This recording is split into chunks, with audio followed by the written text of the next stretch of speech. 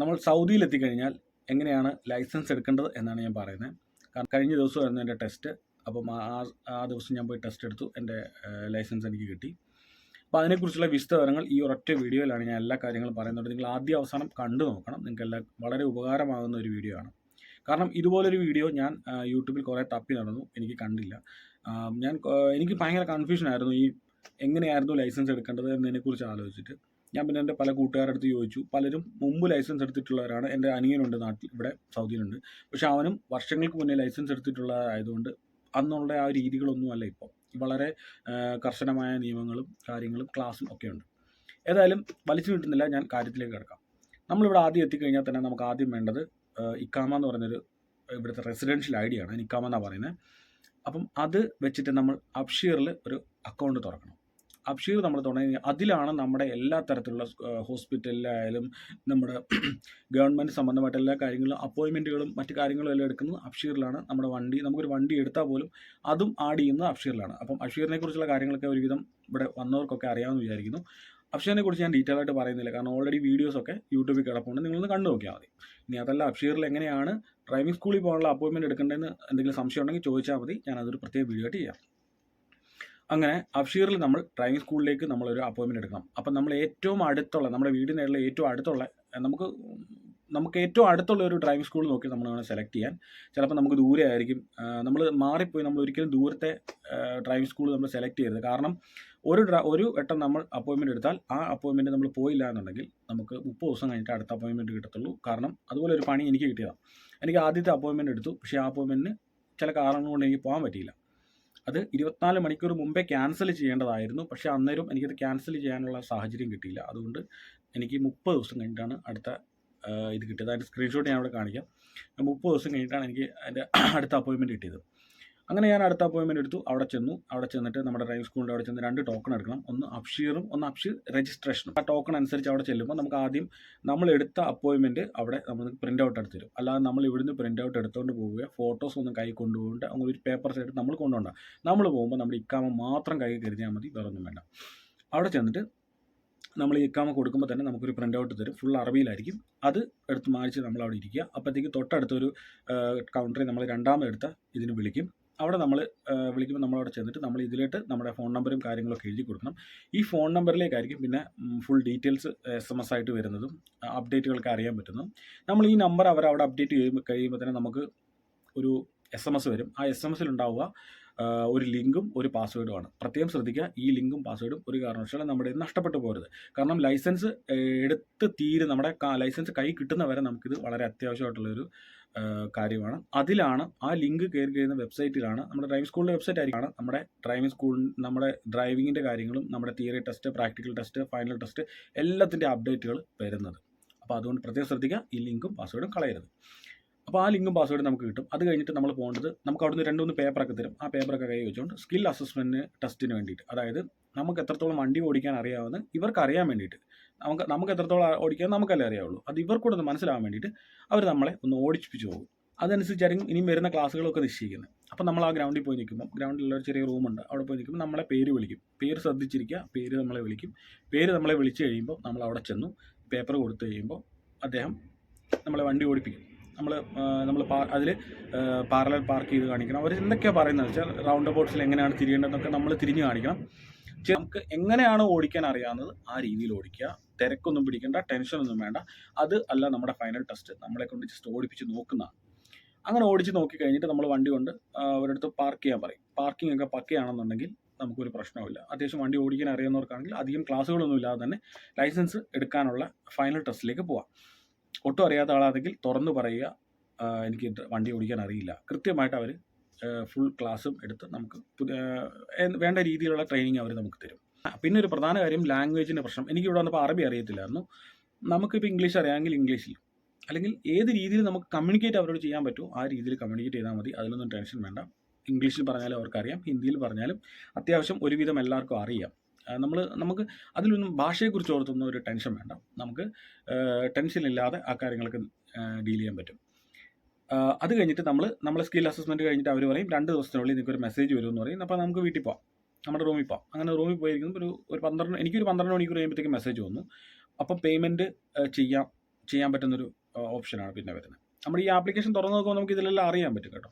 എനിക്ക് വന്നത് 2 തിയറി ക്ലാസ്സും 1 തിയറി ടെസ്റ്റും, അതായത് കമ്പ്യൂട്ടർ ടെസ്റ്റും, 1 പ്രാക്ടിക്കൽ ട്രെയിനിങ്ങും പിന്നെ ടെസ്റ്റുമാണ്. അങ്ങനെ പോകാമെന്നാണ് അതിനകത്ത് വന്നിരിക്കുന്നത്. പിന്നെ ഒട്ടും അറിയാത്തവർക്ക് മാത്രമാണ് ക്ലാസ്സുകളുടെ എണ്ണം പ്രാക്ടിക്കൽ ട്രെയിനിങ്ങുകളിലൊക്കെ കൂടുതലൊക്കെ വരുന്നത്. അപ്പം അതനുസരിച്ച് പേയ്മെൻറ്റും കൂടും കേട്ടോ. അപ്പം എനിക്ക് വന്നത് ഏകദേശം വളരെ കുറഞ്ഞൊരു എമൗണ്ടാണ്. അപ്പോൾ എല്ലാവർക്കും ആ എമൗണ്ട് വരണമെന്നില്ല, അതുകൊണ്ട് ഞാൻ എമൗണ്ട് പറയുന്നില്ല. അപ്പോൾ ഞാൻ ആ എമൗണ്ട് കൊടുത്തു കഴിഞ്ഞപ്പോൾ നമുക്ക് നമ്മൾ അത് മാത്രമല്ല, നമ്മൾ നമ്മുടെ ക്ലാസ്സുകളെല്ലാം ഏത് സ്ലോട്ടിൽ ഏത് ടൈമിൽ സെലക്ട് ചെയ്യാൻ പറ്റും എന്നുള്ളൊരു ഓപ്ഷനുണ്ട്.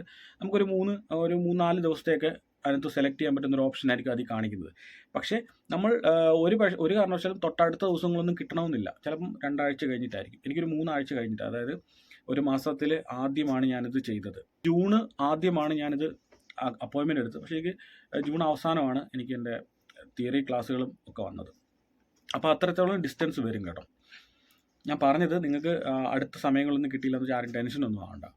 അപ്പം അങ്ങനെ ഞാൻ തിയറി ക്ലാസ്സിനുള്ള ഇതെടുത്തു. അപ്പോൾ അതിന് നമ്മുടെ സമയം സെലക്ട് ചെയ്യാം. അതിന് നമുക്ക് ഏത് ലാംഗ്വേജ് വേണമെങ്കിലും നമുക്ക് സെലക്ട് ചെയ്യാം. നമുക്ക് പഠിക്കാൻ, നമ്മൾ ഓൺലൈൻ ആയിരിക്കും ചിലപ്പോൾ ക്ലാസ്, അല്ലെങ്കിൽ ചിലപ്പോൾ സ്കൂളിലായിരിക്കും. അപ്പോൾ അതിനനുസരിച്ച് നമുക്ക് പഠിക്കാൻ പറ്റുന്ന കാര്യങ്ങൾക്ക് വേണ്ടിയിട്ട് നമുക്ക് മനസ്സിലാവണം. അതിന് വേണ്ടിയുള്ള ലാംഗ്വേജ് നമ്മൾ സെലക്ട് ചെയ്ത് കൊടുക്കണം.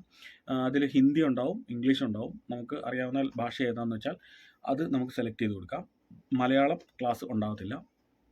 എനിക്ക് വന്നത് ഓൺലൈൻ ക്ലാസ് ആയിരുന്നു. ഓൺലൈൻ ക്ലാസ് കുറച്ചുകൂടി എളുപ്പമാണ്. നമുക്ക് റൂമിൽ ഇരുന്ന് തന്നെ ഫോണിനകത്ത് സൂം ആപ്ലിക്കേഷൻ വഴി അത് പഠിക്കാൻ പറ്റും.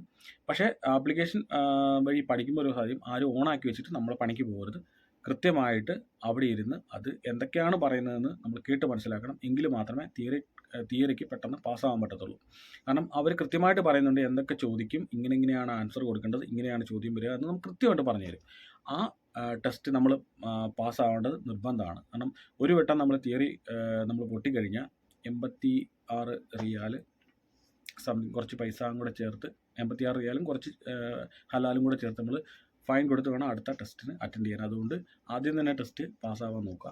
അപ്പോൾ ഇതിന് വേണ്ടി നമുക്ക് സഹായമായിട്ടുള്ള ചില ആപ്ലിക്കേഷനുകളൊക്കെ പ്ലേ സ്റ്റോറിലുണ്ട്. സൗദി ഡ്രൈവിംഗ് എന്നൊക്കെ പറഞ്ഞ് ഞാൻ അതൊക്കെ നോക്കിയാണ് പഠിച്ചത്. പിന്നെ ഈ പറഞ്ഞ ഒരു മാഡമായിരുന്നു എനിക്ക് ക്ലാസ് എടുത്തത് കേട്ടോ. അപ്പോൾ അതൊക്കെ ഞാൻ നോക്കിയാണ് പഠിച്ചത്. അപ്പോൾ ജസ്റ്റ് അത് നമുക്ക് ആവശ്യമുള്ള കാര്യങ്ങളൊന്ന് സ്ക്രീൻഷോട്ടൊക്കെ ഒന്ന് എടുത്ത് വെക്കാം, അതിലൊന്നും കുഴപ്പമില്ല. അങ്ങനെ പിന്നെ നമുക്ക് ഈ പഠിപ്പിക്കുന്ന നമ്മൾ ഏകദേശം 200 പേജുള്ള ഒരു ബുക്കാണ്. അത് നമുക്ക് വേണേൽ നമ്മുടെ സ്കൂൾ ആപ്ലിക്കേഷനിൽ നിന്ന് തന്നെ ഞാൻ പറഞ്ഞ ഒരു ലിങ്കും പാസ്വേഡും അതിൽ നിന്ന് നമുക്ക് ഡൗൺലോഡ് ചെയ്തെടുക്കാം. അതിന് മുന്നേ നമ്മളൊരു കാര്യം ശ്രദ്ധിക്കേണ്ടതുണ്ട്, ഞാൻ പറയാൻ വിട്ടുപോയാണ്. നമുക്ക് ഓൺലൈൻ ക്ലാസ് ആണോ സ്കൂളിലെ ക്ലാസ് ആണോ എന്ന് നമ്മുടെ ആപ്ലിക്കേഷനകത്ത് കാണിക്കുമല്ലോ. അപ്പം ഓൺലൈൻ ക്ലാസ് ആണെങ്കിൽ നമ്മൾ പ്രത്യേകം ശ്രദ്ധിക്കണം. ഓൺലൈനിൽ തന്നെ അതിൽ തന്നെ കയറി നമുക്ക് സൂം ഡൗൺലോഡ് ചെയ്യാനുള്ള ഓപ്ഷനുണ്ട്. 10-ാം തീയതിയാണ് നമുക്ക് ക്ലാസ് എങ്കിൽ നമുക്കൊരു 9-ാം തീയതി ആകുമ്പോൾ നമുക്കൊരു മെസ്സേജ് വരും. ഹിന്ദി ക്ലാസ്സിൻ്റെ ടൈം, ഇംഗ്ലീഷ് ക്ലാസ്സിൻ്റെ ടൈം, അറബി ക്ലാസ്സിൻ്റെ ടൈം, എടുക്കുന്ന ട്രെയിനറിൻ്റെ പേര്, മറ്റു കാര്യങ്ങളെല്ലാം വരും. നമ്മൾ ആ കൃത്യസമയത്ത് തന്നെ, ഇപ്പം നമുക്ക് 6 മണിക്കുള്ള ക്ലാസ് എന്ന് പറയുമ്പോൾ കൃത്യം 6 മണിക്ക് തന്നെ ക്ലാസ്സിന് അറ്റൻഡ് ചെയ്തിരിക്കണം. ആ ലിങ്ക് ക്ലിക്ക് ചെയ്താൽ ഡയറക്റ്റ് സൂം ആപ്ലിക്കേഷനിലോട്ട് പൊക്കോളൂ. അതിന് മുന്നേ തന്നെ നമ്മൾ സൂം ആപ്ലിക്കേഷനൊക്കെ ഡൗൺലോഡ് ചെയ്ത് വെച്ചിരിക്കണം. സൂം മീറ്റിംഗ് ഒക്കെ ഇതിന് മുമ്പ് പങ്കെടുത്തിട്ടുള്ളവർക്കാണെങ്കിൽ വലിയ ബുദ്ധിമുട്ടൊന്നും വരത്തില്ല. ഇല്ലാത്തവർക്ക് അത് ജസ്റ്റ് നോക്കുമ്പോൾ തന്നെ കാര്യങ്ങൾ ഏകദേശം പിടികിട്ടും. അങ്ങനെ തിയറി ക്ലാസ് കഴിയുമ്പോൾ നമുക്ക് പിന്നെ വരുന്നത് തിയറിയുടെ ടെസ്റ്റാണ്. അപ്പം തിയറി ടെസ്റ്റിന് നമ്മൾ പോകുമ്പോൾ കൊണ്ടുപോകേണ്ട കാര്യങ്ങൾ അവരവിടെ നിന്ന് കൃത്യമായിട്ട് പറയുന്നുണ്ട്. തിയറി ടെസ്റ്റിന് പോകുമ്പോൾ നമ്മൾ പാസ്വേഡ്, നമ്മുടെ ലിങ്ക്, ആപ്ലിക്കേഷൻ്റെ ലിങ്ക് ഉണ്ടല്ലോ, അതും പാസ്വേഡും ഇഖാമയും, ഈ 3 കാര്യങ്ങൾ നിർബന്ധമായിട്ടും കൊണ്ടുപോകണം. ഫോണിനകത്ത് നെറ്റ് വേണം. കാരണം ഈ ഫോണിനകത്ത് ഈ ആപ്ലിക്കേഷൻ ഓപ്പൺ ആക്കുന്നതിൻ്റെ ഏറ്റവും ടോപ്പ് ഭാഗത്തായിട്ട് ഒരു QR കോഡ് തെളിഞ്ഞു വരും. ആ QR കോഡാണ് നമ്മുടെ അറ്റൻഡൻസ്. നമ്മൾ അത് കാണിക്കുമ്പോൾ അവരവിടെ ഫോണിൽ സ്കാൻ ചെയ്തിട്ട് നമ്മളെ ഓരോരുത്തരെയും അകത്തോട്ട് കടത്തി വിടും. അതാണ് നമ്മൾ ടെസ്റ്റ് അറ്റൻഡ് ചെയ്തു എന്നതിൻ്റെ ഒരു ആകെയുള്ള തെളിവ്. ഇതൊരു പ്രധാന കാര്യമാണ്. അപ്പം നമ്മൾ ഈ QR കോഡ് കാണിച്ച് അകത്ത് കയറി നമ്മൾക്ക് 30 ക്വസ്റ്റ്യനാണ് ചോദിക്കുന്നത്. 30-ൽ 70% നമുക്ക് മാർക്ക് വേണം. അപ്പം 21 പാസ്സായി ശരി ഉത്തരം എഴുതിയാൽ നമുക്ക് കൃത്യം ജസ്റ്റ് പാസ് കിട്ടും. അതല്ല അതിൽ കൂടുതൽ ഒരു 70 എന്നുള്ളത് 69% മാർക്കായി പോവുകയും നമുക്ക് റീടെസ്റ്റ് ചെയ്യേണ്ടി വരും. അതുകൊണ്ട് മാക്സിമം ചോദ്യങ്ങളൊക്കെ നമ്മൾ 1, 2, 3 തവണ വായിച്ച് നോക്കി. ഞാൻ ഇംഗ്ലീഷ് സെലക്ട് ചെയ്തേ.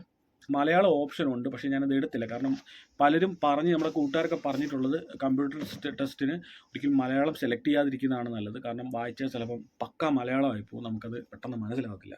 പഠിക്കാനും ഒക്കെ എളുപ്പം ഇംഗ്ലീഷാണ്. ഇംഗ്ലീഷ് 2-3 വട്ടം വായിച്ചു നോക്കണം. അവർ തിരിച്ചും മറിച്ചും ട്വിസ്റ്റിംഗ് ആയിട്ടൊക്കെ കുറേ ക്വസ്റ്റ്യനൊക്കെ ചോദിക്കും.